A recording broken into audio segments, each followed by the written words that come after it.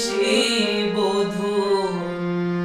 ফুল ফোটানোর ছলে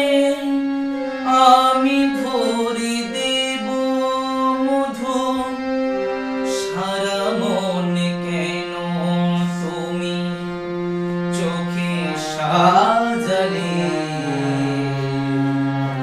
কত কি রয়েছে লেখা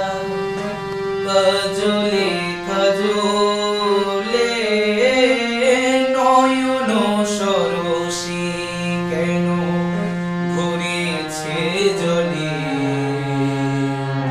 কত কি রয়েছে